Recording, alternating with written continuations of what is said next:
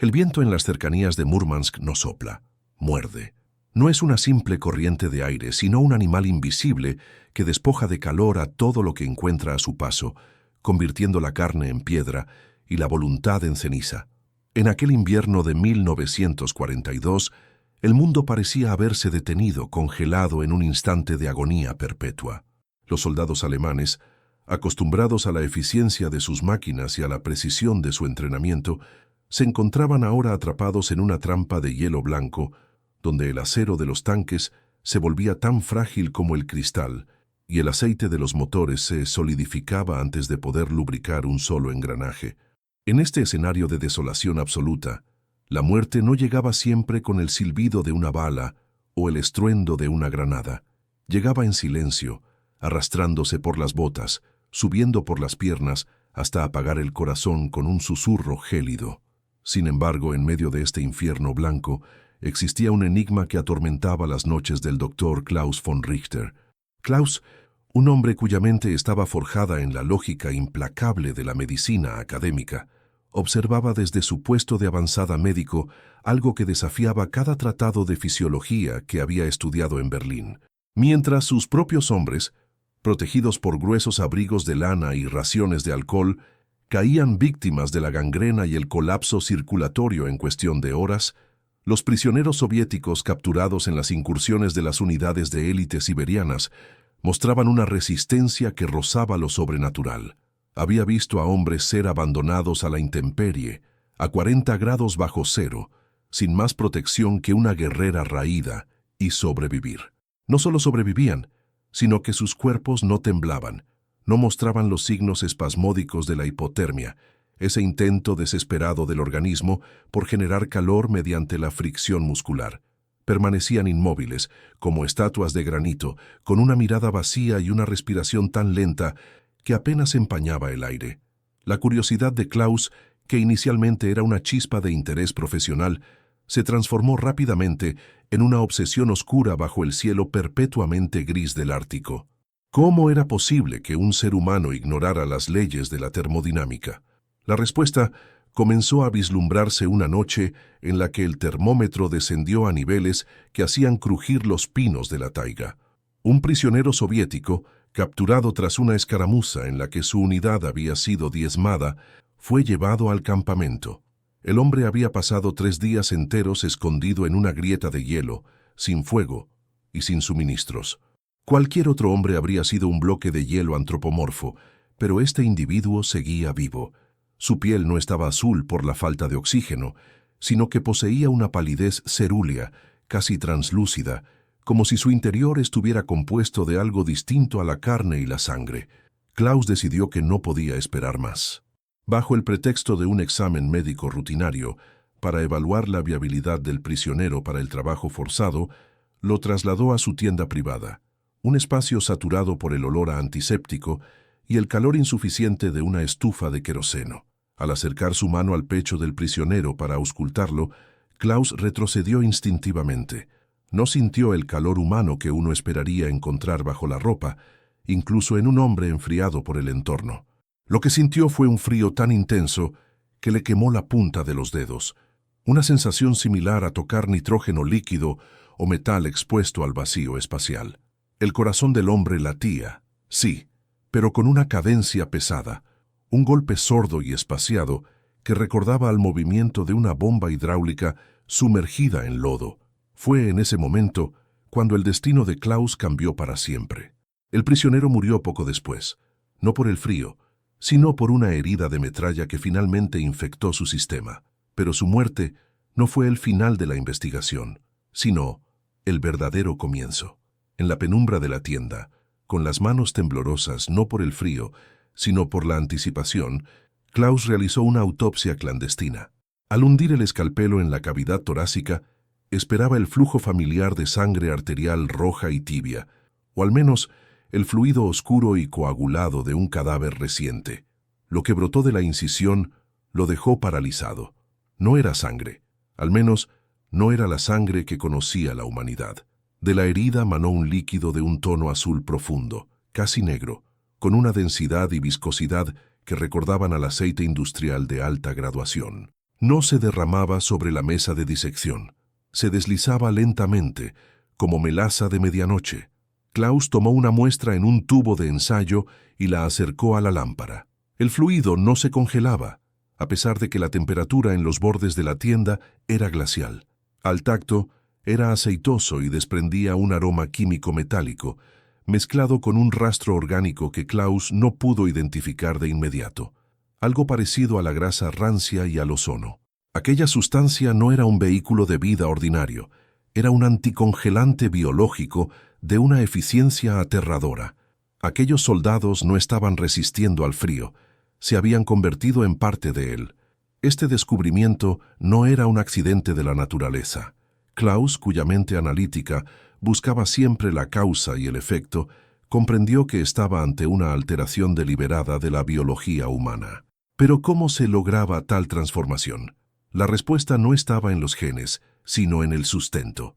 Durante semanas, Klaus comenzó a observar de cerca las pertenencias de los caídos soviéticos y las escasas raciones que se encontraban en sus mochilas, mientras que los soldados alemanes recibían pan seco, embutidos de baja calidad y café sintético. Los hombres de las divisiones árticas soviéticas no parecían llevar comida convencional. En sus petates, Klaus encontró pequeños recipientes metálicos sin etiquetas, llenos de una pasta negruzca y densa. Al analizar aquella sustancia en su rudimentario laboratorio de campaña, el médico descubrió una composición que desafiaba toda lógica nutricional. No era solo comida, era un compuesto químico sintetizado con una precisión quirúrgica. La pasta estaba formada principalmente por grasa de foca fermentada, un ingrediente tradicional de los pueblos del norte, pero procesada de tal manera que sus cadenas de lípidos se habían alterado para ser absorbidas casi instantáneamente por el sistema linfático. Sin embargo, el ingrediente clave era algo mucho más siniestro. Entre las fibras de la pasta, Klaus detectó trazas de un líquen ártico específico que solo crecía en las regiones más remotas de los Urales, un organismo que poseía propiedades radioactivas naturales debido a los depósitos minerales de la zona.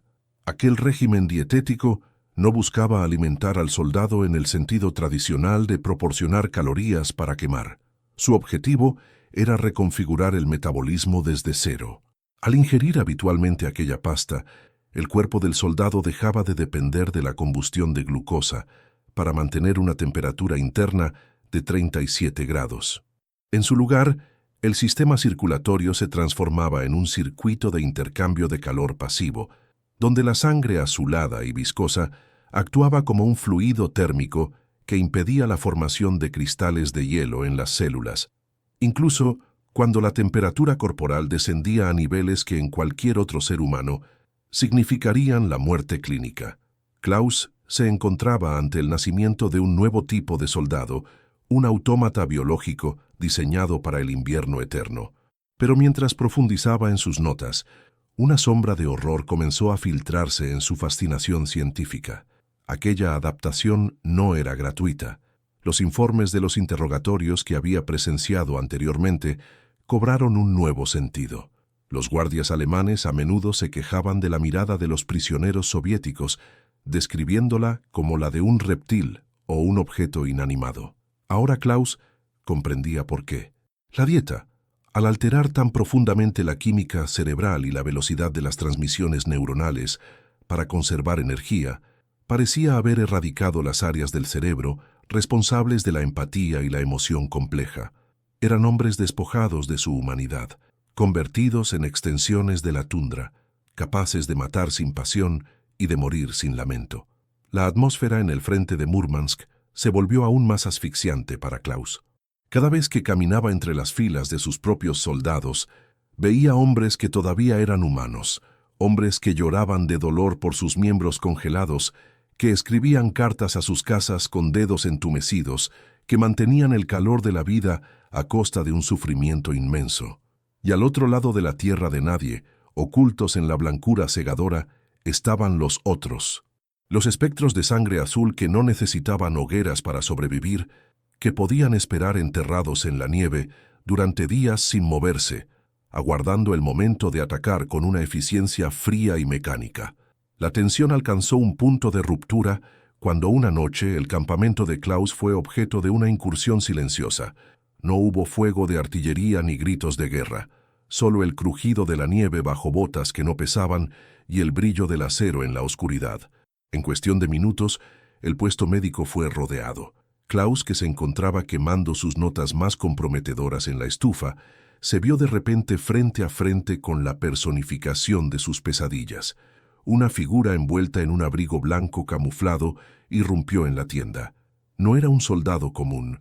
Sus movimientos eran fluidos, desprovistos de la rigidez que el frío extremo impone a los músculos.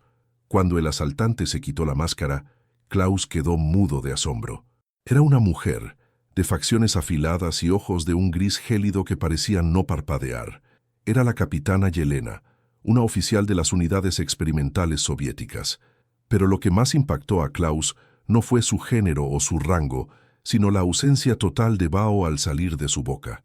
El aire en la tienda estaba lo suficientemente frío como para que cualquier respiración creara una nube de vapor, pero Yelena respiraba como si sus pulmones estuvieran a la misma temperatura que el ambiente exterior. Ella no era una víctima de los experimentos biológicos de los Urales, ella era su triunfo. Klaus, paralizado por una mezcla de terror y una curiosidad científica indomable, no intentó alcanzar su pistola. En cambio, sus ojos se clavaron en una pequeña mancha de aquel líquido azul que brillaba en el guante de la capitana, producto de una pequeña herida sufrida durante el asalto. Ella notó la mirada del médico y con una sonrisa que no llegó a sus ojos, una expresión que era más una mueca mecánica que un gesto de alegría, se acercó a él. El frío que emanaba de su cuerpo era palpable, una barrera invisible que parecía absorber la poca luz que quedaba en la estancia. En ese momento, Klaus comprendió que no estaba siendo capturado por un enemigo convencional, estaba siendo reclamado por una nueva fuerza de la naturaleza. Yelena no hablaba el idioma de la guerra tradicional, sino el de la supervivencia forzada. A medida que los soldados soviéticos comenzaban a confiscar su equipo médico y los restos de sus investigaciones, Klaus se dio cuenta de que su descubrimiento no era un secreto que él hubiera encontrado, sino un secreto que lo había encontrado a él. El destino lo llevaba ahora hacia el corazón mismo del experimento, hacia los laboratorios subterráneos, donde el hombre estaba siendo rehecho a imagen y semejanza del Ártico. El viaje hacia el cautiverio, a través de la tundra infinita, fue una lección de humildad para el médico alemán. Mientras él era arrastrado en un trineo, envuelto en todas las mantas que pudo recuperar, veía a sus captores moverse a través de la tormenta con una indiferencia divina. No buscaban refugio. No se amontonaban para compartir calor. Eran islas de frío caminando sobre un mar de hielo. Klaus empezó a sospechar que el conflicto en el que estaban sumergidos, la Gran Guerra Patria, la cruzada del Tercer Reich, no era más que un telón de fondo para una transformación mucho más profunda y aterradora de la especie humana. Una transformación donde la sangre roja, el calor del corazón y la chispa de la emoción eran debilidades que debían ser purgadas para sobrevivir en el mundo que vendría tras la gran helada de la historia. Y él, el doctor Klaus von Richter, se encontraba ahora en la posición única y peligrosa de ser el hombre que debía perfeccionar aquella monstruosidad o morir intentando encontrar su cura. El traslado hacia las profundidades del territorio soviético no fue un viaje, sino una procesión fúnebre a través de un desierto de cristal. Klaus von Richter, el hombre que una vez se enorgulleció de su control sobre la anatomía humana, se encontraba ahora reducido a una masa de temblores y sabañones, envuelto en pieles que apestaban a humedad y desesperación. A su alrededor, la capitana Yelena y sus hombres avanzaban con una cadencia que resultaba insultante para la fragilidad humana. No buscaban las rutas marcadas ni evitaban las ventiscas. Atravesaban el corazón de la tormenta como si el viento huracanado fuera apenas una brisa de primavera. Klaus observaba, con los ojos casi sellados por la escarcha, cómo los soldados rusos ni siquiera se cubrían el rostro. La nieve se posaba sobre sus mejillas pálidas y no se derretía. Permanecía allí, como polvo sobre mármol, confirmando la sospecha más aterradora del médico. El calor, esa chispa sagrada que define a los mamíferos, se había extinguido en ellos para ser reemplazada por algo más eficiente, pero infinitamente más vacío. Durante las noches, que en el Ártico son muros eternos de oscuridad, el grupo no encendía hogueras. El fuego, descubrió Klaus con horror, era el enemigo de sus captores. En una ocasión, intentó frotar 2 piedras para generar una chispa y calentar sus dedos entumecidos, pero Yelena lo detuvo con un movimiento tan rápido que sus ojos apenas pudieron seguirlo. La mano de la capitana se cerró sobre la suya y el contacto fue como si le hubieran aplicado una placa de hielo seco directamente sobre los nervios. Klaus soltó un grito ahogado, no de dolor inmediato, sino por el choque térmico que amenazaba con detener su propio pulso. Ella lo miró con una indiferencia que le dolió más que el frío. No había odio en sus ojos, no había el fervor ideológico que Klaus esperaba encontrar en un oficial del Ejército Rojo. Solo había una vacuidad gélida, la mirada de alguien que ha cruzado un umbral del cual no hay retorno. En su fuero interno, Klaus comenzó a librar una batalla contra la locura. ¿Qué quedaba de un hombre cuando se le arrebataba la capacidad de sentir calor?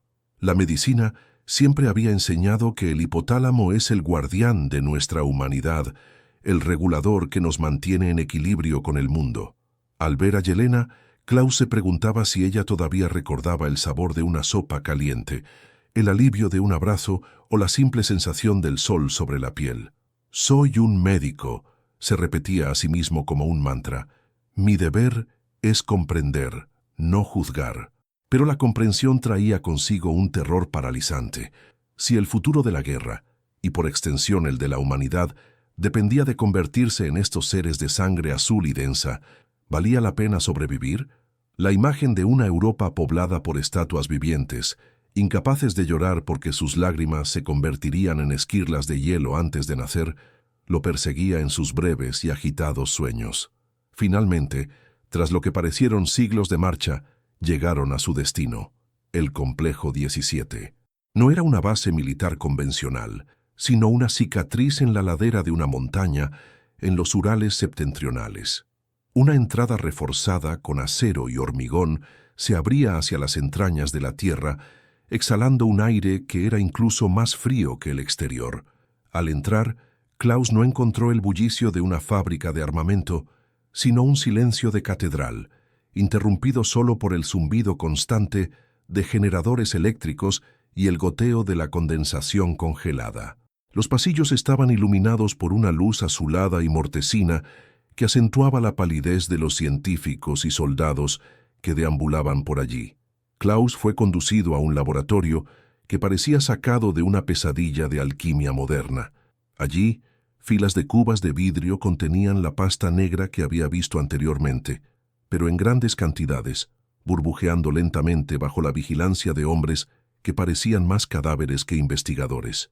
Yelena lo dejó bajo la custodia de un hombre llamado Volkov, un científico cuya piel era tan delgada que se podían ver las venas de color índigo recorriendo sus sienes como ríos congelados. Volkov no perdió tiempo en cortesías. Necesitaban la mente de Klaus, su conocimiento detallado de la síntesis enzimática alemana, para estabilizar la fase final del proyecto. Fue durante su primera semana en el Complejo 17 cuando Klaus descubrió la verdadera magnitud de la tragedia biológica. Mientras analizaba las muestras de sangre de los nuevos reclutas, se dio cuenta de que la dieta de líquen radioactivo y grasa fermentada no solo espesaba la sangre, sino que la transformaba en una sustancia no newtoniana. Bajo estrés o frío extremo, la sangre se volvía más fluida, permitiendo una respuesta rápida, pero en condiciones normales era un gel pesado. Y entonces encontró la falla, el secreto que Yelena y Volkov intentaban ocultar desesperadamente: la bomba de tiempo. El experimento tenía un límite térmico absoluto. Klaus descubrió que si la temperatura corporal de un soldado adaptado subía por encima de los 10 grados centígrados, la estructura molecular del espesante biológico sufría una transición de fase catastrófica. La sangre azul no se volvía más líquida con el calor, como ocurriría con cualquier fluido normal. Al contrario, se polimerizaba instantáneamente. Si Yelena o cualquiera de sus hombres entraban en una habitación con calefacción normal, o si el verano ártico llegaba a ser demasiado intenso, Sus corazones se detendrían en menos de 10 segundos. Sus arterias se convertirían en mangueras obstruidas por caucho sólido. Estaban condenados a vivir en el invierno perpetuo o a morir en el momento en que intentaran regresar a la civilización. Esta revelación golpeó a Klaus con la fuerza de una luz. Estos soldados no eran los conquistadores del futuro, eran prisioneros de su propio metabolismo. Yelena, con toda su fuerza sobrehumana y su resistencia al frío, era en realidad un ser de una fragilidad extrema. No podía huir hacia el sur, no podía buscar refugio en la calidez de un hogar. Estaba encadenada al hielo de por vida. Klaus comenzó a observar a la capitana con una nueva mezcla de lástima y horror. ¿Sabía ella que su evolución era en realidad una sentencia de exilio eterno del resto de la raza humana? Una tarde, mientras trabajaban en la purificación de un nuevo lote del compuesto, Yelena se acercó a la mesa de Klaus. Por primera vez, el médico notó una grieta en su armadura de hielo. Ella observaba un pequeño diagrama que Klaus había dibujado, una representación esquemática del sistema circulatorio humano bajo condiciones de calor. Sus ojos se detuvieron en la zona del corazón. «¿Es cierto lo que dicen los datos, doctor?», preguntó ella con una voz que sonaba como el crujido de la nieve bajo una bota. ¿Somos realmente incompatibles con la vida que conocíamos? Klaus guardó silencio por un momento, sopesando sus palabras.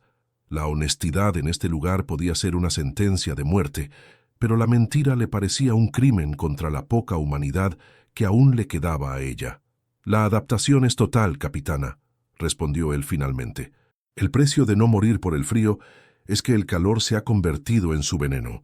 Han ganado el Ártico, pero han perdido el mundo». Yelena no respondió de inmediato. Se quedó mirando sus propias manos, esas manos que podían doblar acero, pero que no podían sentir el calor de una vela sin que su sangre empezara a espesarse peligrosamente. «Ganar la guerra requiere sacrificios que los hombres como usted, cómodos en sus laboratorios de Berlín, no pueden comprender», dijo ella, aunque su tono carecía de la convicción de antes. «Si el precio de detener a los invasores es convertirnos en invierno, que así sea». Pero el giro más oscuro estaba por llegar. Klaus, utilizando su acceso a los archivos del laboratorio para buscar una forma de revertir el proceso, encontró un conjunto de documentos marcados con el sello del alto mando alemán. Su corazón, todavía cálido y rojo, dio un vuelco al comprender la magnitud de la traición. No eran solo los soviéticos quienes estaban interesados en este espesante. Los alemanes, su propio gobierno, ya habían infiltrado agentes en el complejo 17 meses antes, pero no estaban allí para robar la fórmula y salvar a sus soldados en el frente de Múrmansk. Los informes detallaban un plan mucho más macabro.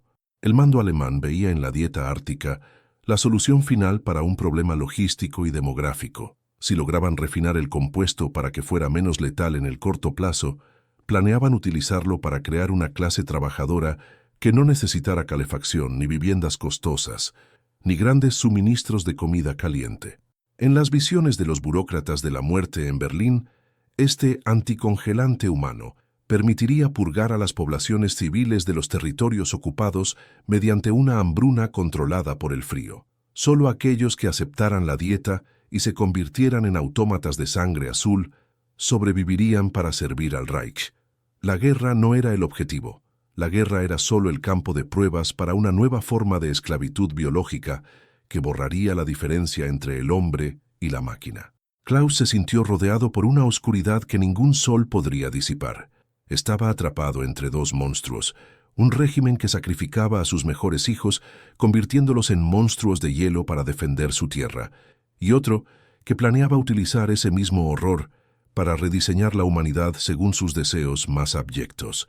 Se dio cuenta de que su trabajo en el laboratorio no era una búsqueda de conocimiento, sino la forja de los eslabones de una cadena que envolvería al mundo entero. Esa noche, el aire en el complejo 17 pareció volverse más pesado. Klaus sabía que el tiempo se agotaba. Los agentes infiltrados pronto darían el golpe para apoderarse de las reservas del compuesto y llevarlo hacia el oeste. Si eso ocurría, el experimento de los Urales se extendería como una plaga azul por toda Europa.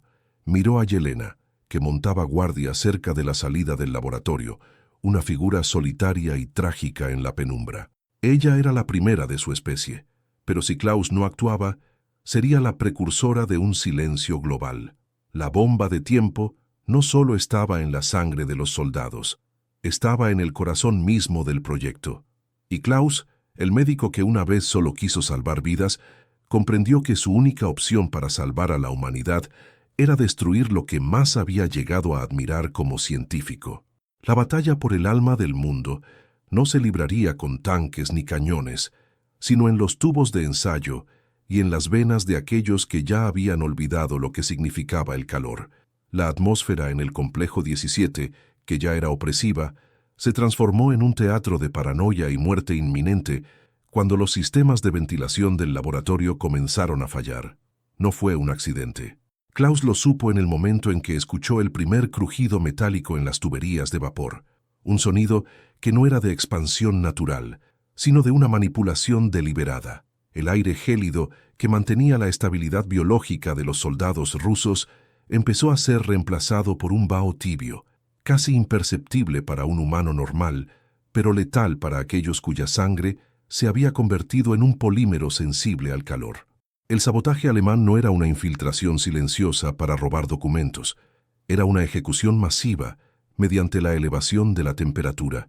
Klaus observó con horror cómo uno de los guardias del laboratorio, un joven siberiano que apenas unos minutos antes se movía con la precisión de un reloj de precisión, se detuvo en seco. Sus ojos, antes inexpresivos, se abrieron con una angustia repentina. Se llevó las manos al pecho, desgarrando su guerrera como si buscara arrancar algo que lo asfixiaba desde dentro.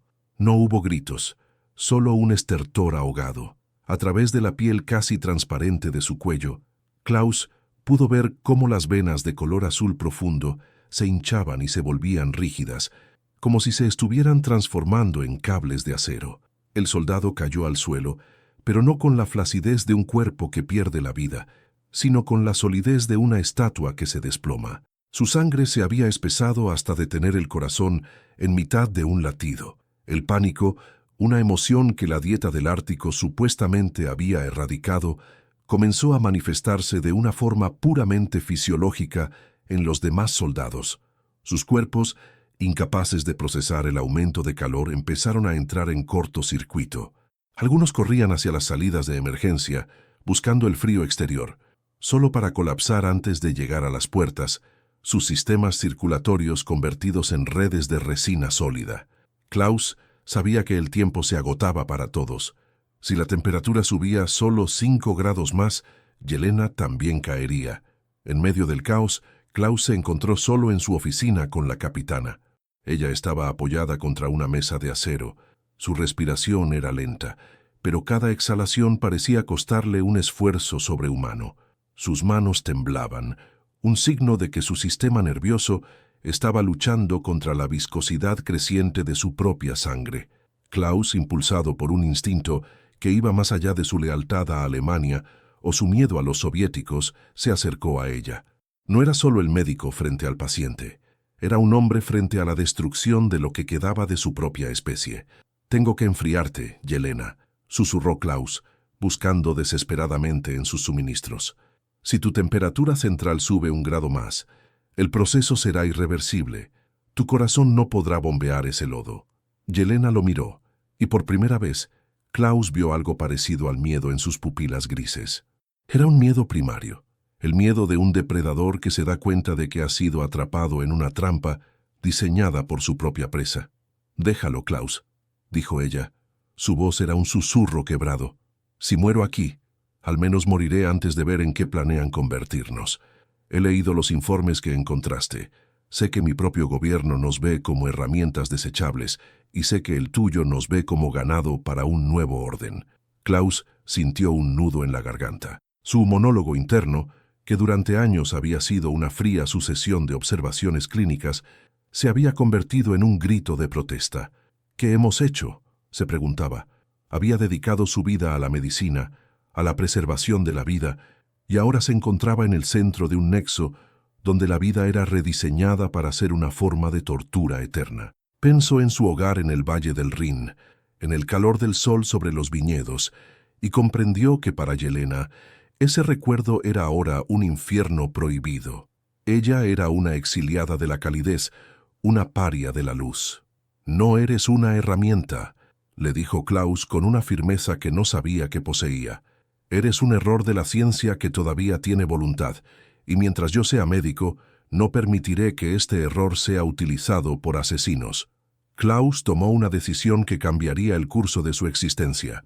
Utilizando los químicos del laboratorio, improvisó un compuesto endotérmico, una mezcla que, al ser inyectada, absorbería calor del torrente sanguíneo mediante una reacción química rápida. Era extremadamente peligroso. Si se pasaba de la dosis, congelaría los órganos de Yelena desde dentro.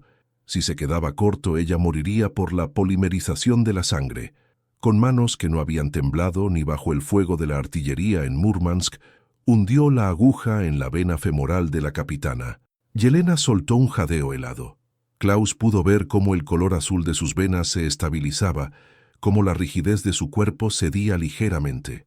Pero el alivio fue momentáneo. Un estruendo sacudió las puertas del laboratorio. No eran los soldados rusos intentando entrar, eran los infiltrados alemanes que finalmente revelaban su presencia. Las puertas se abrieron de par en par y un grupo de hombres con uniformes grises, pero sin insignias visibles, entró en la estancia. Al frente de ellos estaba un hombre que Klaus reconoció con un escalofrío. El mayor Steiner, un oficial de las SS que Klaus había conocido en una conferencia médica en Berlín antes de la guerra. Steiner no era un soldado de frente, era un arquitecto de la limpieza biológica. «Doctor von Richter, qué placer verlo en un entorno tan productivo», dijo Steiner, observando con desdén los cadáveres de los soldados rusos esparcidos por el suelo. «Debo agradecerle su trabajo. Gracias a sus notas, que nuestros agentes han estado enviando regularmente, hemos comprendido por fin cómo estabilizar el compuesto para el transporte». Klaus sintió que el suelo desaparecía bajo sus pies. Sus notas, sus diarios de investigación, que creía ocultos, habían sido la hoja de ruta para el horror que ahora se desplegaba. «Steiner, esto no es ciencia», escupió Klaus. «Es una aberración. El compuesto es inestable, mata a cualquiera que se exponga al calor. No pueden usar esto en la población civil». Steiner soltó una carcajada seca, un sonido que carecía de cualquier rastro de humanidad. «Precisamente por eso es perfecto, doctor. No queremos crear una superraza. Queremos crear una clase de siervos que solo puedan sobrevivir en las condiciones que nosotros les proporcionemos. Imagine un mundo donde la calefacción y la comida caliente sean privilegios que nosotros otorguemos a cambio de obediencia absoluta. Si se rebelan, simplemente subimos la temperatura de sus barracones y el problema se resuelve solo. Es la eutanasia masiva convertida en logística». Klaus miró a Yelena, que empezaba a recuperar el conocimiento. Ella había escuchado todo. El giro era total. La capitana soviética y el médico alemán ya no eran enemigos en una guerra de naciones. Eran los únicos testigos de una conspiración que pretendía utilizar el Ártico no como un campo de batalla, sino como una plantilla para el futuro de la esclavitud humana. Pero Steiner no había terminado con sus revelaciones. Con una sonrisa cruel, señaló hacia un rincón del laboratorio donde Volkov, el científico ruso jefe, permanecía de pie, observando la escena con una indiferencia absoluta.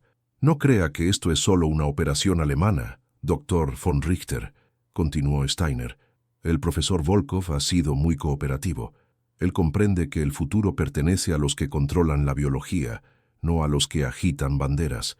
Ha aceptado trasladar su investigación a nuestros laboratorios en la Selva Negra. Los rusos han puesto el material humano y el líquen. Nosotros pondremos la estructura y el propósito». Volkov dio un paso adelante, su rostro de cera iluminado por las luces de emergencia. «La humanidad es un concepto obsoleto, Klaus», dijo Volkov con una voz desprovista de emoción. «Somos bolsas de agua caliente que se enfrían y mueren. El espesante es el primer paso para liberarnos de la tiranía del metabolismo.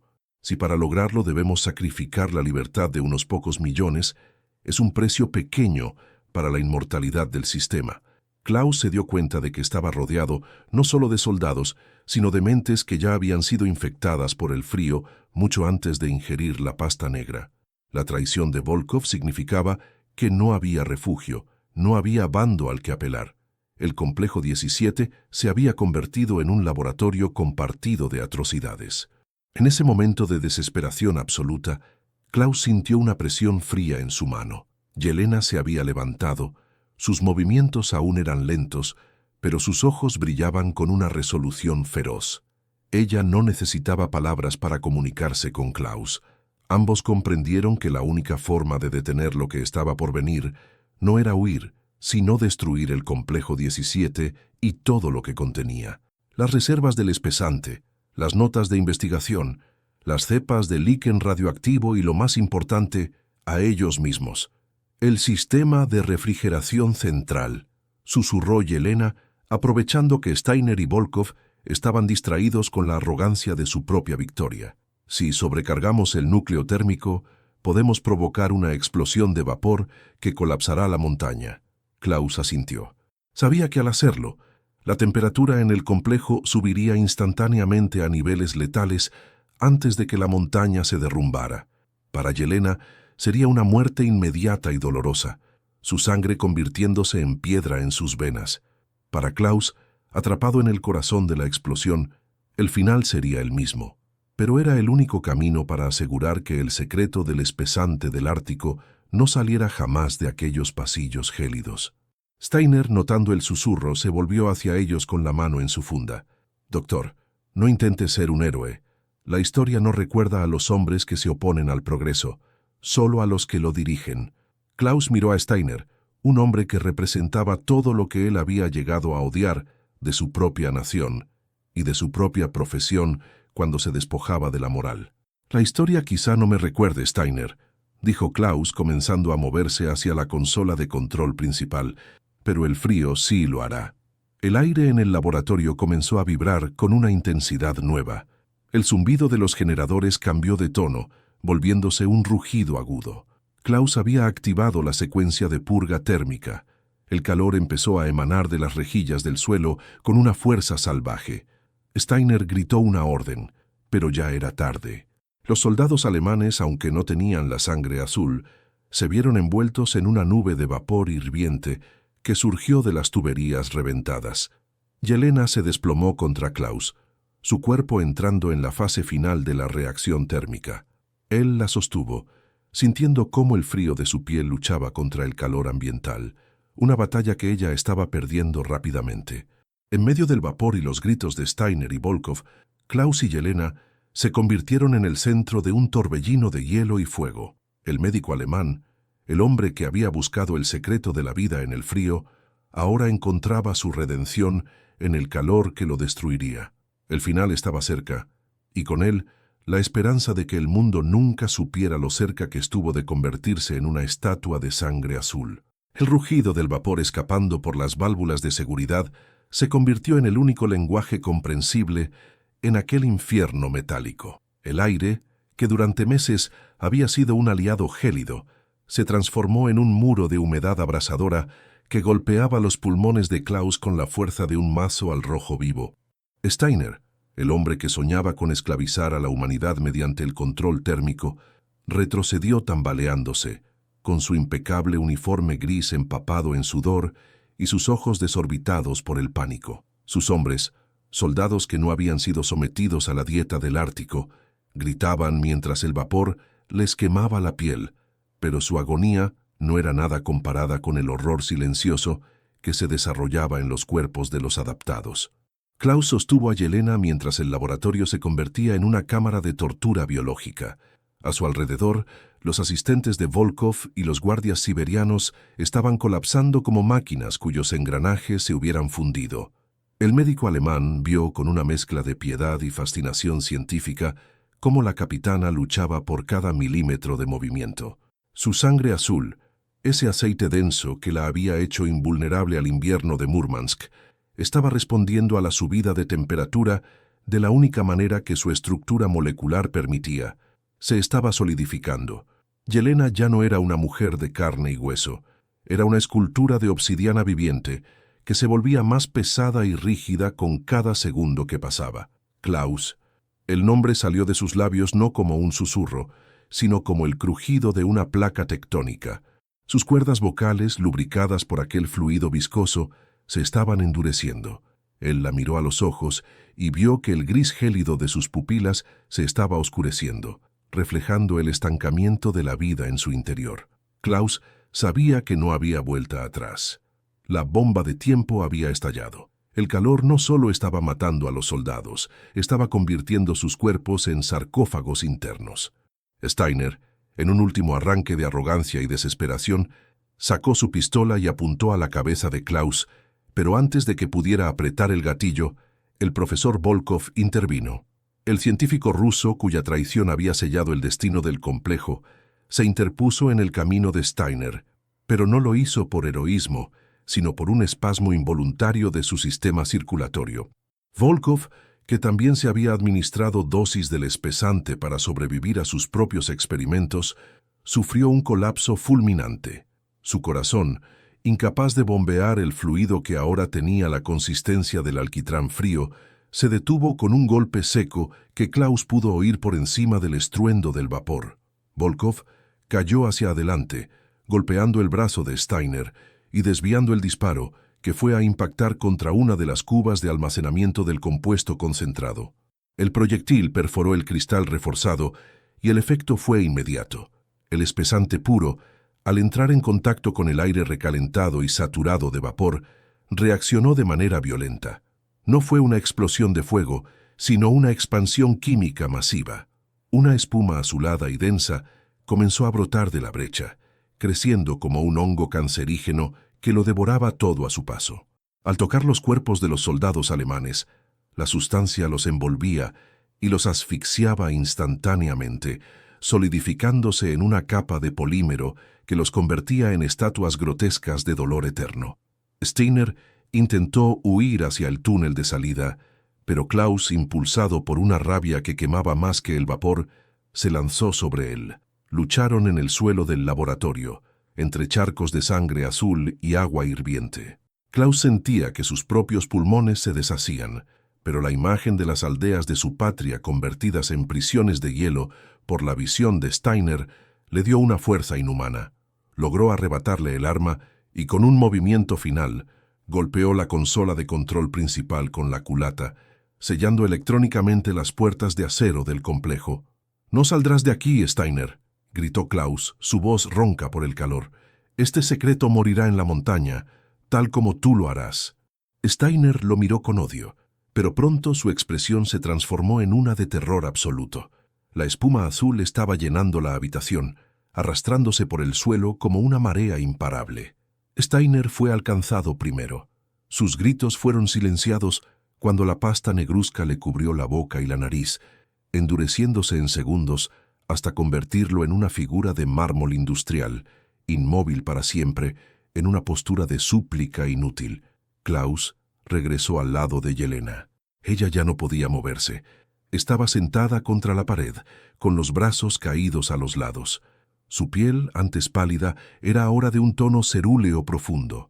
El médico se sentó junto a ella y tomó su mano. Ya no sentía el frío quemante.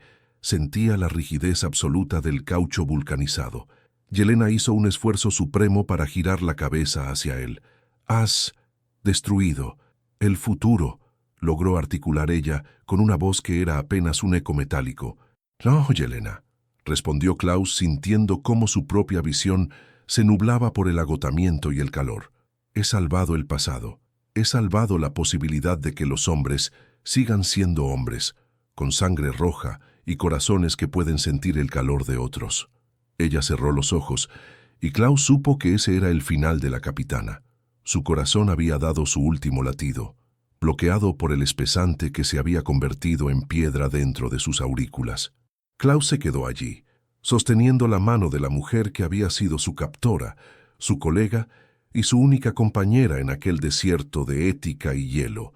El vapor seguía subiendo, y la montaña sobre ellos comenzó a gemir. El colapso del núcleo térmico estaba provocando una reacción en cadena en los cimientos del complejo 17. La explosión final no fue un estallido de luz, sino un hundimiento masivo. El peso de los Urales reclamó lo que el hombre había intentado profanar. Toneladas de roca y hielo cayeron sobre el laboratorio. sepultando las cubas de espesante, las notas de Klaus, los cuerpos de los soldados y el sueño de una humanidad de sangre azul. El secreto del Ártico quedó sellado bajo kilómetros de granito, en un silencio que ninguna guerra volvería a perturbar. Décadas más tarde, cuando los historiadores buscaron registros de las unidades de élite siberianas que desaparecieron sin dejar rastro en el frente de Múrmansk, solo encontraron leyendas. Historias contadas por veteranos alemanes medio locos que hablaban de soldados que no temblaban y de heridas que supuraban aceite azul. En los archivos oficiales no figuraba nada sobre el Complejo 17 ni sobre el doctor Klaus von Richter. El mundo prefirió creer que la resistencia soviética en el invierno del 42 fue simplemente una cuestión de patriotismo y dureza física, y no el resultado de una alquimia radioactiva que casi borra la línea entre lo humano y lo inanimado. Sin embargo, en las profundidades de la taiga, cerca de donde una vez estuvo el laboratorio, los habitantes locales todavía evitan ciertas áreas durante los deshielos de primavera. Dicen que cuando la nieve se derrite, a veces el suelo exhala un vapor azulado que huele a metal y a grasa rancia. Dicen que en las noches más frías se pueden ver estatuas que caminan por la nieve, buscando un calor que su sangre no puede soportar. Pero son solo cuentos para asustar a los niños, leyendas nacidas del trauma de una guerra que exigió demasiado de los que la lucharon. La realidad es mucho más silenciosa. El sacrificio de Klaus von Richter aseguró que el espesante del Ártico no se convirtiera en la norma de la civilización moderna. Gracias a su decisión de morir en el calor, la humanidad pudo seguir viviendo en el frío, manteniendo esa frágil y hermosa imperfección que nos obliga a buscarnos unos a otros para compartir el calor corporal. El progreso, esa palabra que Steiner y Volkov usaban para justificar su crueldad, fue detenido por un acto de amor y horror en el corazón de la montaña. El legado de aquel experimento fallido es una lección que la historia ha intentado olvidar, pero que permanece grabada en el ADN de nuestra memoria colectiva. El peligro de intentar perfeccionar la biología humana mediante la erradicación del dolor y la vulnerabilidad. Porque en el momento en que dejamos de sentir el frío, dejamos de necesitar el fuego, y sin el fuego de la compasión y la empatía, no somos más que máquinas de carne, estatuas de sangre azul, esperando a que la temperatura suba lo suficiente para detenernos el corazón. Klaus y Yelena descansan ahora en una tumba que ningún arqueólogo encontrará jamás. Sus cuerpos, uno de sangre roja evaporada y otro de sangre azul petrificada, son el testimonio mudo de una era en la que la ciencia perdió el rumbo en busca de una victoria que no valía la pena ganar. El Ártico ha recuperado su pureza y el invierno sigue soplando sobre Múrmansk, implacable y eterno, recordándonos que somos seres diseñados para el calor, para el abrazo y para la vida efímera que arde intensamente antes de apagarse. La guerra terminó, las banderas cambiaron y los muros cayeron, pero el secreto de la sangre azul permanece allí, en las tinieblas de los Urales, como un recordatorio de que algunas fronteras biológicas no deben ser cruzadas. La humanidad sobrevivió a su propia arrogancia, no porque fuera más fuerte que el hielo, sino porque fue lo suficientemente valiente como para elegir la fragilidad de la vida sobre la inmortalidad de la piedra. Y en el silencio de los polos, donde el viento sigue mordiendo con la misma ferocidad que en 1942, el eco del sacrificio de Klaus resuena como un susurro de esperanza, que mientras haya sangre roja fluyendo por nuestras venas, el invierno nunca podrá ganarnos la batalla final.